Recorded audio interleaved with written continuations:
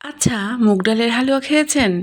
আজকে বানাবো শবে বরাতের স্পেশাল মুগ ডালের হালুয়া। তো চলুন বানিয়ে নিই। তো প্রথমেই মুগ ডালের হালুয়ার জন্য আমি নিয়ে নিয়েছি ১ কাপ পরিমাণ মুগ ডাল।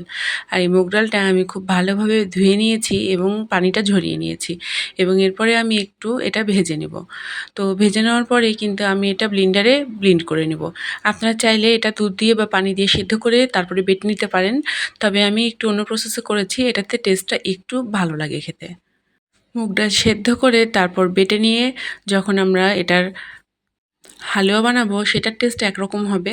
আর যখন আমরা এটা ভেজে নিয়ে তারপরে এটা সিদ্ধ করব সেটার টেস্ট একটু অন্যরকম হবে। তো দেখেন আমি মুগ ডালটা খুব ভালোভাবে ভেজে নিয়েছি। অবশ্যই খেয়াল রাখবেন মুগ ডালটা যেন পুড়ে না যায় বা অতিরিক্ত লাল করে ভাজা না হয়।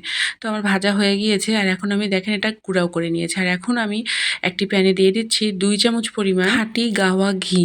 আর তার সাথে দিয়ে দিচ্ছি ১ টুকরো দারচিনি এবং একটি এলাচ।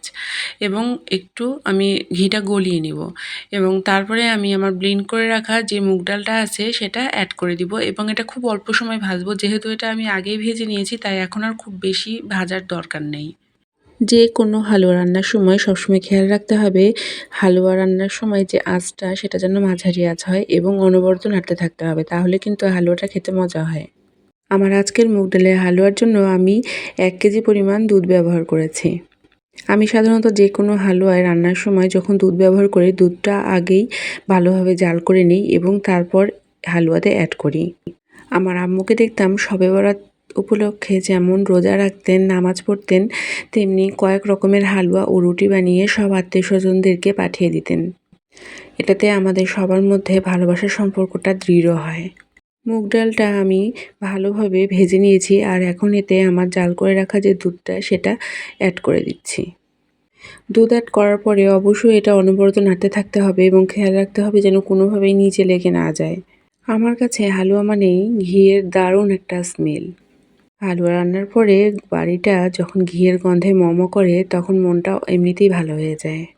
আমি এই হালুয়াতে আধা চামচ পরিমাণ লবণ ব্যবহার করেছি। আপনারা চাইলে এটা স্কিপ করতে পারেন। আর এখন অনবরত নেড়ে যাচ্ছি যাতে তলা লেগে না যায়। হালুয়ার এই দুধটা শুকিয়ে আসা পর্যন্ত আমি অনবরত নাড়বো এবং এটা রান্না করতে থাকবো। এবং এই দুধটা শুকিয়ে আসলে আমি তখন এর সাথে চিনি অ্যাড করব। আমি যেহেতু ১ কাপ পরিমাণ ডাল নিয়েছি তাই আমি এখানে ২ কাপ পরিমাণ চিনি ব্যবহার করব। যে কোনো ডালের হালুয়াতে সাধারণত ডাল যতটুকু হবে চিনি তার দ্বিগুণ নিতে হবে। এখন চিনির যে পানিটা বের হবে সেটা শুকিয়ে আসা পর্যন্ত এটা অনবরত নাড়তে থাকবো আর রান্না করতে থাকবো। এই হালুয়া রান্নার এই পর্যায়ে এসে অনেক বেশি হাত লেগে যায় হালুয়াটা নাড়তে নাড়তে, কিন্তু তারপরেও হাত নাড়ানো বন্ধ করানো যাবে না। এভাবে দেখতে দেখতে কিন্তু আমার হালুয়াটা প্রায় হয়ে এসেছে। আর এখন কিন্তু এটা সার্ভ করার জন্য একদম রেডি। এটা আপনারা চাইলে বাটিতেই সার্ভ করে দিতে পারেন। আমি এটা একটা শেপ দিয়ে তারপরে সার্ভ করব।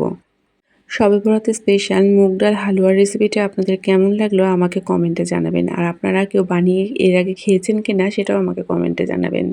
আমি কিন্তু এই হালুয়াতে শুধুমাত্র একটাই ড্রাই ফ্রুটস ইউজ করেছি আর সেটা হচ্ছে কিশমিশ। আপনারা চাইলে অন্য যে কোনো ড্রাই ফ্রুটস ব্যবহার করতে পারেন।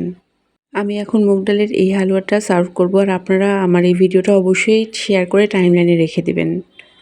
আজকে তাহলে এই পর্যন্তই। আগামীকাল আবারও হাজির হব নতুন কোনো রেসিপি নিয়ে। সে পর্যন্ত সবাই ভালো থাকবেন। আমাকে আপনাদের দোয়ায় রাখবেন। আসসালামু আলাইকুম।